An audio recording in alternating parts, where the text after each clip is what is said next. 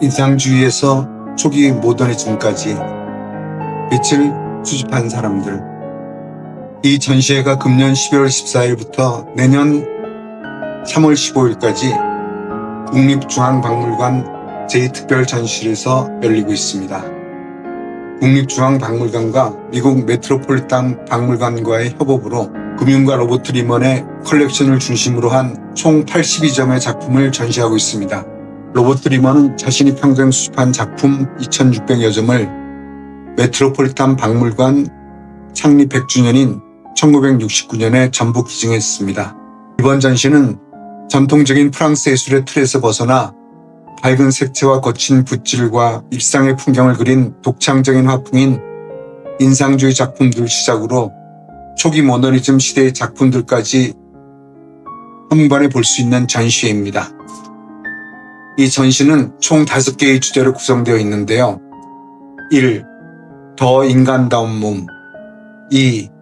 지금의 우리 초상과 개성. 3. 영원한 순간 자연에서. 4. 서로 다른 새로움 도시에서 전원으로. 5. 거울처럼 비치는 물결 속에서. 이 5개 섹션입니다. 다른 전시회와 조금 다른 것은 작가 한 명의 그림이 한 곳에 있는 게 아니라 주제에 맞게 여기저기 있다는 겁니다. 전시 속으로 들어가 볼까요? 네, 섹션 3은 영원한 순간 자연에서입니다. 섹션 3의 소제목 영원한 풍경의 시간 바르비종파입니다.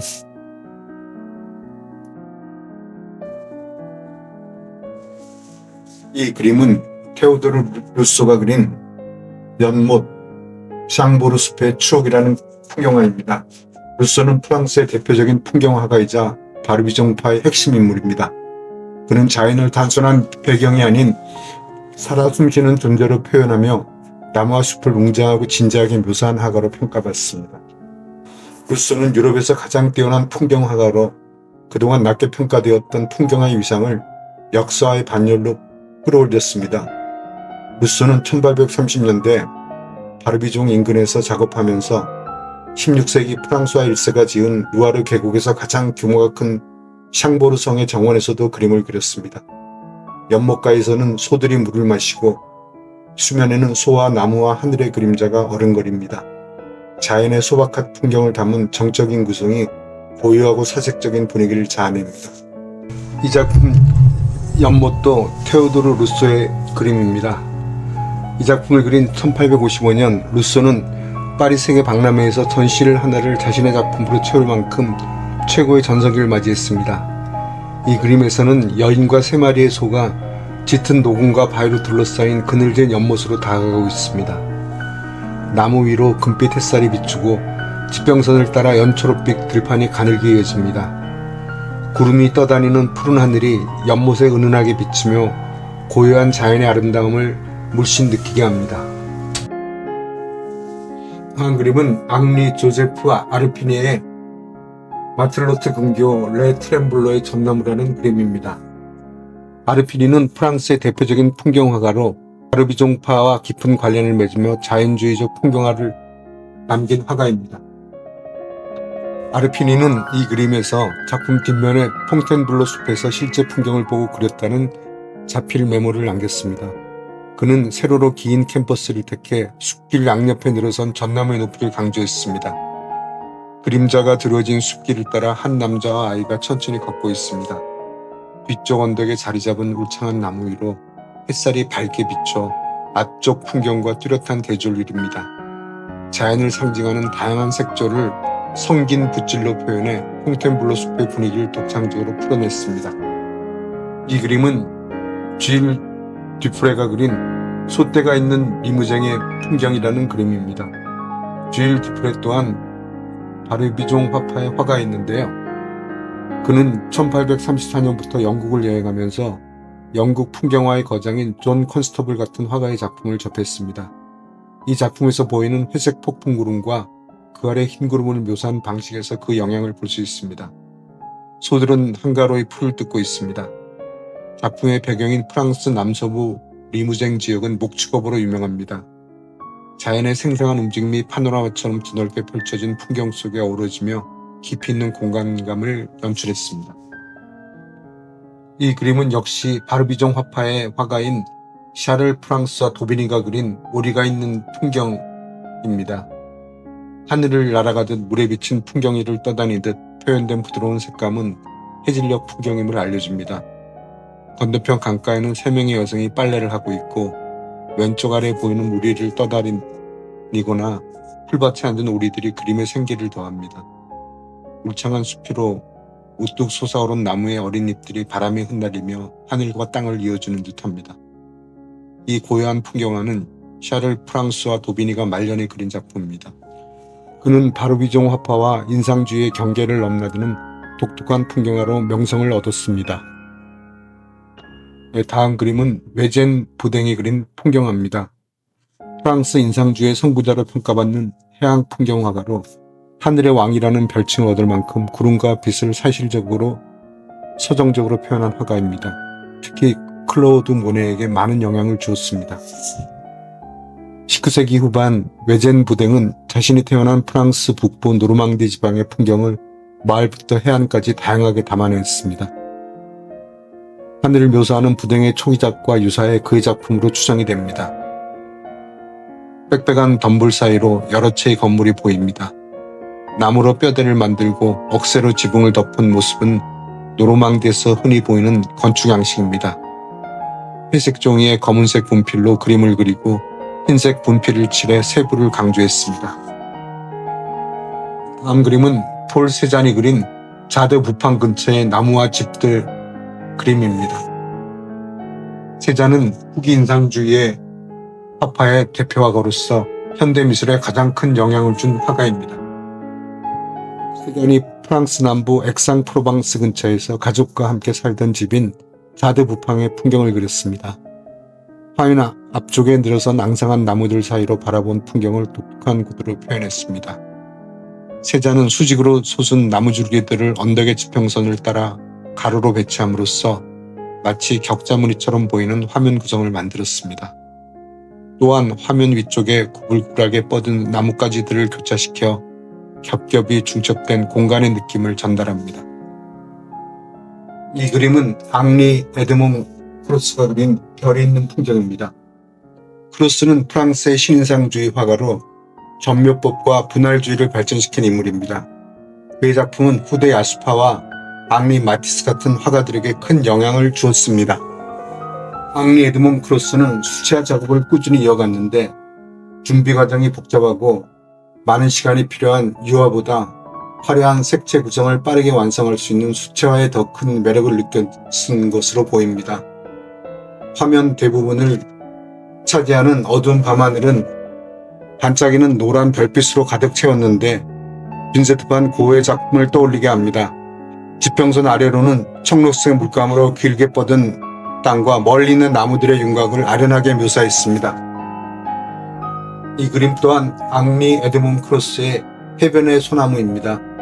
1890년대 프랑스 남부에 정착해 지중해 햇살 가득한 풍경을 소재로 크로스는 작품 세계를 펼쳐나갔습니다. 이 작품에서 크로스는 선명한 색점을 섞이지 않게 반복해 찍는 전묘법을 사용했습니다. 그늘진 앞쪽과 멀리 보이는 언덕은 보랏빛과 푸른색의 시원한 색조로 햇살이 비추는 영역은 노란색과 주황색의 따뜻한 색조로 표현해 강렬한 대조를 이루도록 구성했습니다. 이 그림 또한 앙리 에드몽 크로스가 그린 생클레르에 있는 화가의 정원입니다. 지중해 연안에 있는 집 뒷마당을 그린 풍경화입니다. 다채로운 색감의 붓질로 표현한 아열대 식물 소철의 가늘고 긴 가지들이 공간을 감싸고 그 안쪽으로 탁자와 의자, 벤치가 꽃과 나무에 둘러싸여 있습니다. 잘 다듬은 조경식물과 뒤엉킨 야생식물이 대비를 이루는 공간에 사람의 흔적이 깃든 가구를 배치했습니다. 자연 그대로의 아름다움과 인간의 손길이 공존하는 정적인 구도가 고요한 사유의 순간으로 인도합니다. 이 그림은 빈센트 반 고흐의 꽃피는 가수원입니다. 1888년 고흐는 2해에 걸친 파리 생활을 마치고 프랑스 남부로 향했습니다. 이 작품은 그가 아를리에서 그린 첫 연작 중 하나입니다. 그는 구불구불 자란 고목에 꽃이 피는 이 지역의 독특한 풍경을 유심히 관찰한 뒤 남부의 강렬한 태양을 받은 선명한 색감, 자신만의 붓자국을 전면에 드러내는 표현법에 몰두했습니다. 나무에 대충 걸쳐놓은 긴 자루낫과 갈퀴가 이 근처에 사람이 있음을 암시합니다. 이 그림은 아르망 기요맹의 크로장의 부샤르동 재분소입니다.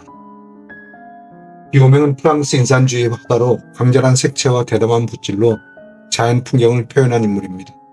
그는 세장과 피사로와 교류하며 인상주의의 전개에 중요한 역할을 했습니다.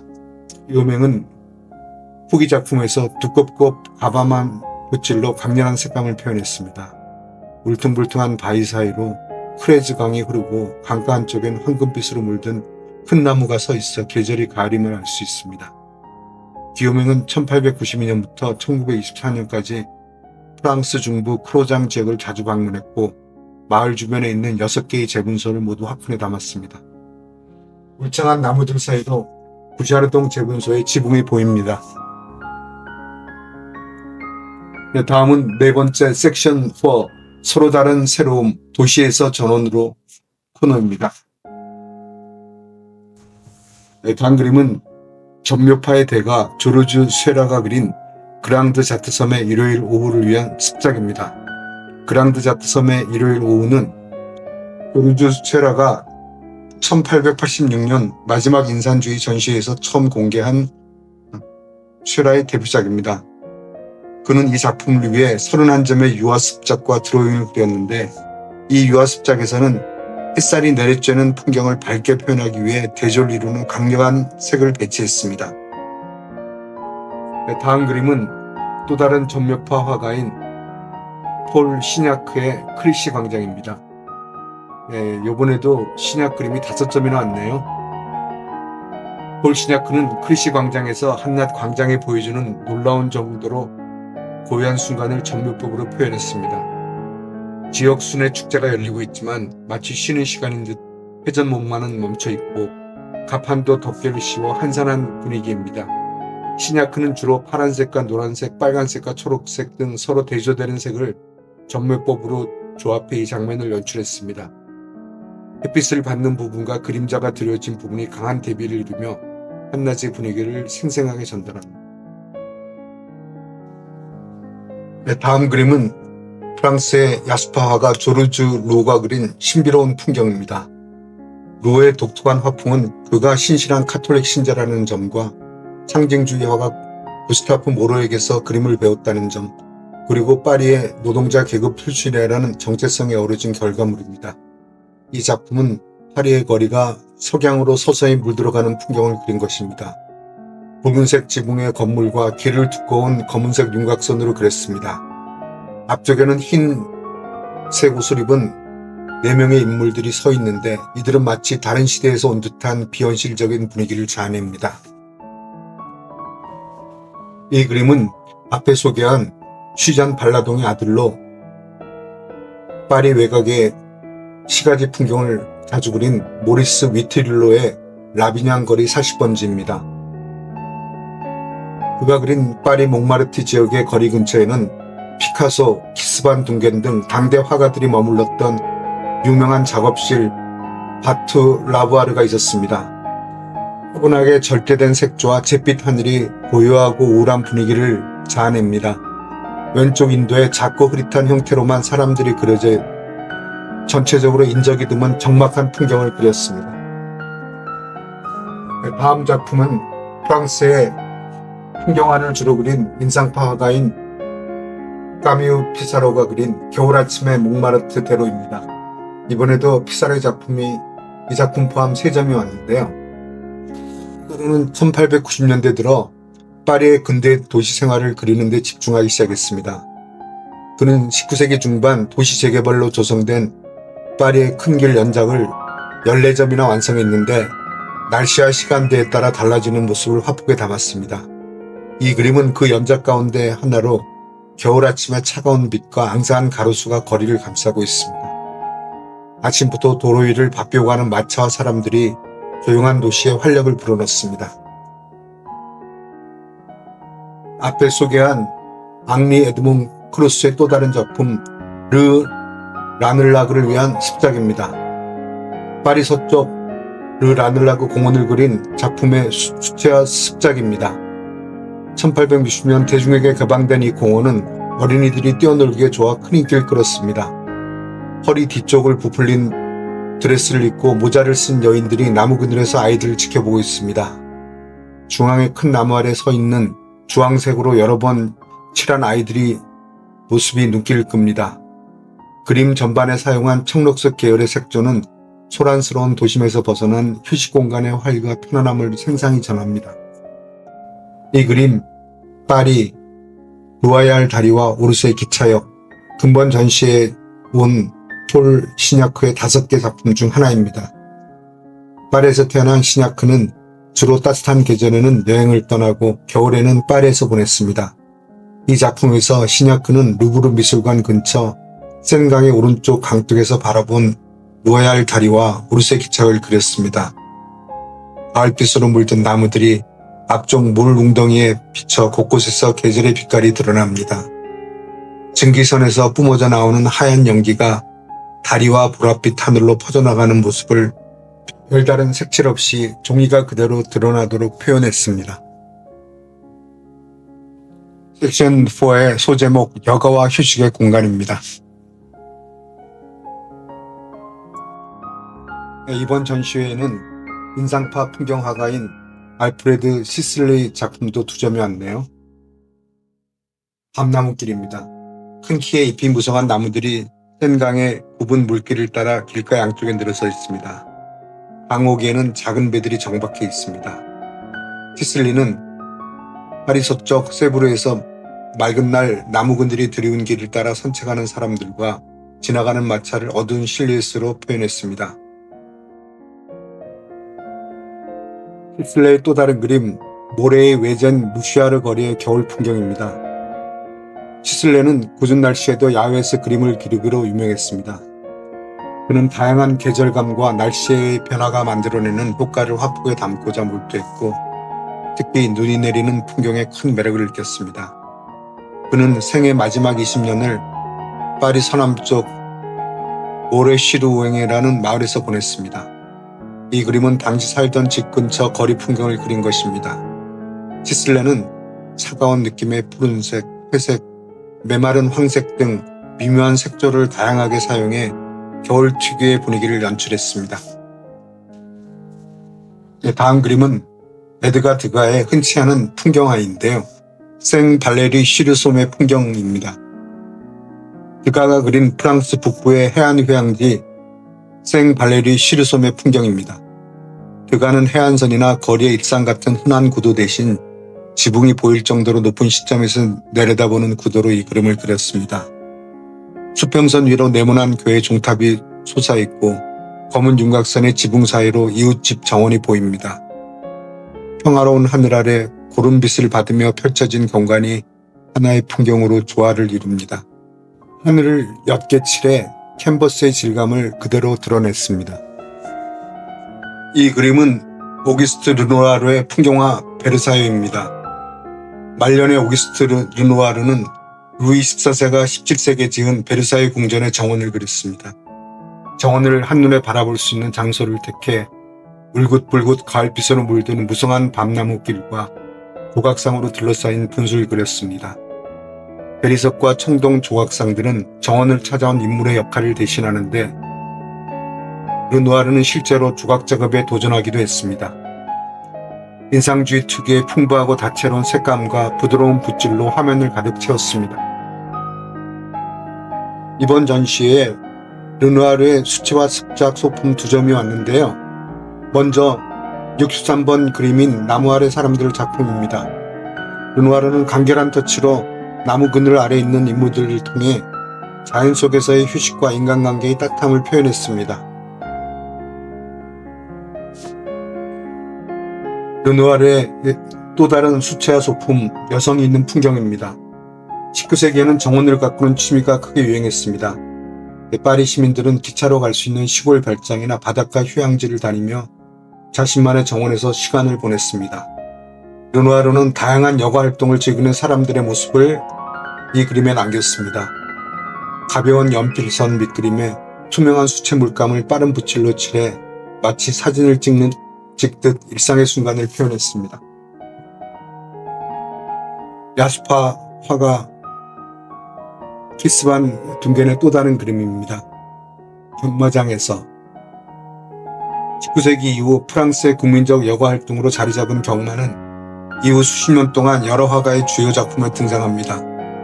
그림 앞쪽 관람객들이 입은 옷차림에서 1950년대 작품임을 알 수 있습니다. 선명하고 강렬한 색조는 경기에 대한 긴장과 기대감, 말을 탄 기수들의 행진을 보려고 몰려든 관중의 열기가 생생하게 전해옵니다. 이 작품을 수집한 로버트 리먼은 리먼 브라더스의 자기 사무실에 반둥겐의 다른 경마 그림을 걸어놓을 정도로 경마 애호가였습니다. 섹션 4의 소제목 프랑스의 땅과 자연 전원입니다. 까뮤 피사로의 또 다른 작품입니다. 퐁투아지에서의 수학입니다. 인상주의 화가 가운데 가장 나이가 많았던 까뮤 피사로는 파리 북서쪽 퐁투아지에 살면서 그곳의 비호감 땅에서 감자로 보이는 농산물을 수확하는 전통적인 농촌 풍경을 그렸습니다. 피사로는 비탈진 언덕을 구도 중심에 놓고 선명한 색상을 짧은 붓자국으로 겹겹이 쌓아 올리듯 칠해 풍요롭고 햇살 가득한 풍경과 사람들을 표현했습니다. 루즈 세라의 또 다른 그림입니다. 풀베는 사람입니다. 밀밭 또는 마른 풀밭에서 한 남성이 낫을 휘두르고 있습니다. 쉐라는 그림을 세 부분으로 나눴습니다. 맨 위는 멀리 짙은 녹음이 우거져 있고 그 아래로는 굵게 솟은 황금빛 곡식 줄기가, 가장 아래에는 농부의 발목 높이로 잘려나간 작물의 밑동이 빽빽이 서 있습니다. 비스듬하게 자루를 잡고 아래 공간을 가로지르는 농부의 낫질이 정적인 그림의 역동성을 불어넣습니다. 쉐라 특유의 빠르고 다채로운 붓질은 자연스럽고 현대적인 감각을 보여줍니다. 이 그림은 까뮤 피사로의 전시작품 3점 중 마지막 작품 퐁투아지 시장입니다. 조르주 세라가 전묘법이라는 혁신적인 기법을 선보인 1886년 까뮤 피사로 역시 점으로 표현하는 방식을 드로잉에 접목했습니다. 그는 몇 년 전 퐁투아지에서 보낸 시절의 기억을 바탕으로 시골 마을의 시장 풍경을 그렸습니다. 모든 요소가 비슷한 크기의 작은 점으로 완성되는 점묘법은 피사로에게 전통 화법을 뒤흔드는 급진적이고 새로운 실험으로 여겨졌습니다.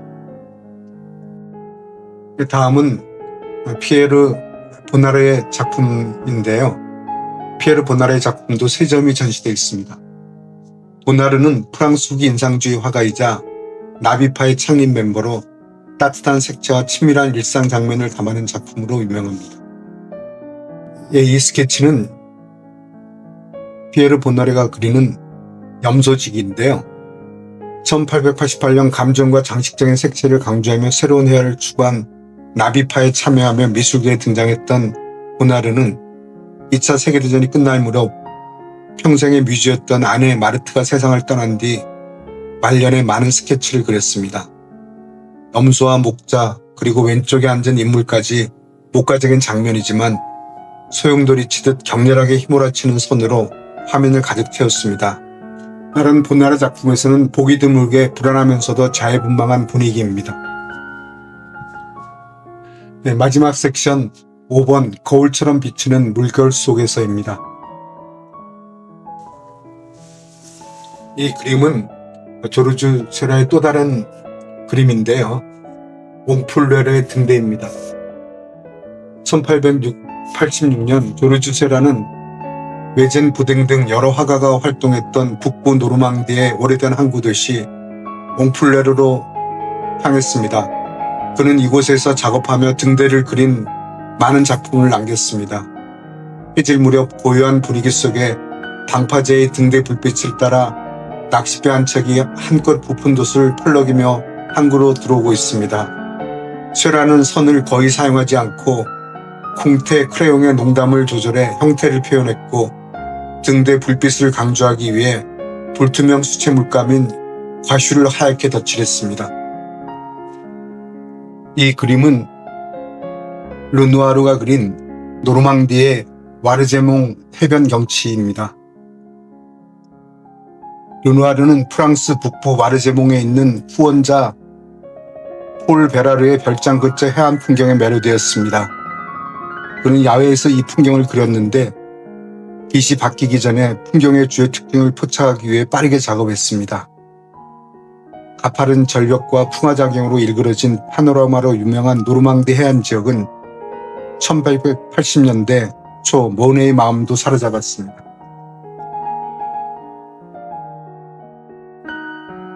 다음 그림은 피에르 보나르의 두 번째 그림인데요. 오래된 항구 생트로페의 풍경입니다. 보나르는 1909년부터 약 10년 동안 프랑스 남부의 바닷가 마을 생트로제를 자주 찾았습니다. 이 그림은 1911년 여름 폴 시냐크와 함께 있던 시기에 그린 것으로 보입니다. 두 건물 사이 좁은 골목너머로 보이는 항구의 바다를 마치 창밖 풍경을 바라보는 듯한 구도로 연출했습니다. 보나르는 짧은 붓질로 생동감 있는 색채를 표현했는데 노랑과 주황 바탕에 분홍빛을 더한 건물과 푸른색 바다가 대비를 이루며 지중해의 빛으로 그림 전체를 밝혔습니다. 다음 그림은 르누아르의 아주 예쁜 작품인데요. 해변의 사람들입니다. 햇살로 가득한 이 장면은 프랑스 남부 바닷가에서 여름날 누리는 소박한 즐거움을 담았습니다. 프랑스 남부 해안을 가리키는 꼬트다지르가 본래 푸른 해안이란 뜻으로 지중해 특유의 푸른 빛깔을 뜻하는 아지르가 바닷가를 뜻하는 코트가 합작된 단어입니다. 이 작품에서는 하늘, 바다, 땅에 펼쳐진 다양한 푸른빛이 조화를 이루며 화면 전체에서 푸른 해안의 분위기를 자아냅니다. 르누아르는 특유의 활기를 색감과 가볍고 섬세한 붓질로 바닷가 풍경을 생동감 있게 그려냈습니다. 전시된 피에르 보나르의 세 작품 중 마지막 작품입니다. 베르논 근처 센 강가의 집입니다. 1910년부터 1936년까지 피에르 보나르는 파리 북서부정 베르논 근처 센강가에 있는 작은 집에서 살았습니다. 이곳은 제1차 세계대전 시기에 그에게 위안과 창작의 활력을 되찾게 해준 중요한 장소였습니다. 그는 강에서 배를 타는 것을 즐겼고 이웃에 살던 클로드 모네, 에두아르 비아르를 비롯한 화가들과 자주 앙내했습니다. 울창한 나무와 강물에 비친 풍경, 떠다니는 들풀이 녹색과 푸른색 조로 한데 어우러지며 중앙의 노란색과 붉은색 건물로 시선을 이끕니다. 전시된 알베르 마르케의 두 개의 작품 중 마지막입니다. 햇빛을 받는 알제리의 부지 항구라는 작품입니다. 1920년 당시 프랑스령이었던 알제리의 수도 알제를 처음 방문한 이후 여러 해 동안 알제리에서 겨울을 보냈습니다. 마르케는 테라스에 이젤을 놓고 산고 지붕들 너머로 펼쳐진 바다 건너편 산줄기까지 북아프리카의 강렬한 햇빛을 받는 알제리의 부지 항구의 풍경을 화폭에 담았습니다. 그는 매끄러운 붓질로 형태를 깔끔하게 그리고 붉은색, 푸른색, 검은색, 흰색, 회색, 황갈색의 색채를 제한적으로 사용해 차분하고 고요한 분위기를 연출했습니다. 이 그림은 앙리 에드몽 크로스의 전시된 6개의 작품 중 5번째 그림입니다. 베네치아 구세주 축제의 밤입니다. 1903년 여름 이탈리아 베네치아를 찾은 앙리 에드몽 크로스는 16세기 흑사병 종식을 기념하는 구세주 축제에서 운하위로 터뜨린 불꽃놀이가 절정에 다다른 순간을 그렸습니다. 탁자에 앉은 여인 너머로 돔 건물과 형형색색의 불꽃놀이 장관이 비치는 수면을 가르며 두 척의 곤돌라가 앞으로 나아갑니다. 돔 건물은 베네치아의 상징인 성 마르코 대성당입니다. 밤하늘을 수놓은 짙은 노란색 섬광과 물결위로 반짝이는 빛을 표현한 구불구불한 푸른색 선들이 화면을 가득 채우며 환상적인 장면을 연출합니다. 이 그림은 전시된 앙리 에드몽 크로스 6개 작품 중 마지막 카프 네그르입니다. 현란한 색채로 화려하게 칠한 이 작품은 앙리 에드몬 크로스가 1910년 세상을 떠나기 전에 그린 마지막 지중해 풍경화입니다. 그는 수채화 효과를 능숙하게 구사해 하늘과 바다에는 옅은 색조를 얇게 칠하고 앞쪽 나무와 풀밭 그리고 먼 산에는 보석같이 선명한 색을 두껍게 얹어 극적인 대부를 보여줍니다. 종이의 흰 바탕을 그대로 남겨 붓질 하나하나를 흰 여백이 감싸도록 표현함으로써 마치 풍경이 빛에 둘러싸인 듯하고 밝고 산뜻한 인상을 줍니다. 이 그림은 모리스 드 블라뱅크의 햇살이 비추는 수면입니다. 모리스 드 블라뱅크의 작품이 두 점 와 있는데요. 그는 프랑스의 대표적인 야수파 화가로 앙리 마티스와 앙드레 드렌과 함께 강렬한 색채와 자유로운 붓질을 통해 20세기 초 현대 미술의 새로운 길을 연 화가입니다. 블라뱅크는 앙리 마티스를 비롯한 다른 야수파 화가들처럼 선명하고 강렬한 색채를 두꺼운 붓으로 칠해 전통적인 원구법 대신 깊이감이 없는 공간감을 표현했습니다. 블라뱅크는 그림 전체를 파란색으로 칠한 뒤 그 위로 노란색과 흰색을 칠해 수면에 비치는 햇빛을 표현하는 실험적인 방식을 시도했습니다. 줄지어 늘어선 건물 위 하늘은 물감을 한층 두껍게 칠했습니다. 앞쪽에는 작은 배가 떠 있고 그 옆으로 곱게 선 빨간색 장대가 화면을 가릅니다. 이 그림은 블라뱅크의 또 다른 그림 샤투의 뜬 배입니다. 블라뱅크는 파리 북서쪽에 센 강가에 있는 마을 샤투의 작업실을 마련해 야수파 동료인 앙드레 드렌과 함께 사용했습니다. 나무 뒤로 샤투의 여관 건물이 있고 그림 오른쪽 위에는 철구가 보입니다. 요트의 흰 돛과 여관이 프랑스 국기의 펄럭이므로 그림 오른쪽에서 바람이 불어오고 있음을 알 수 있습니다. 화면 대부분을 차지하는 푸른 강물에 짧은 붓질로 주황색, 빨간색, 흰색, 초록색을 덧칠해 수면에 비치는 다양한 색감을 표현함으로써 그림의 리듬감을 불어넣었습니다. 이번 전시의 폴 시냐크 작품 5개 중 4번째 작품입니다. 주연자가 있는 정물인데요. 폴 시냐크는 말년에 폴 세자네의 그림에서 영감을 받아 정물화를 그리기 시작했습니다. 시냐크는 프랑스 남부 해안 도시인 앙티브에 머물던 시기 이 그림을 그렸는데 쟁반 위에 놓인 레몬과 고추에도 지중해 분위기가 물씬 풍깁니다. 밝고 생동감 넘치는 색채도 이 지역의 분위기와 잘 어울립니다.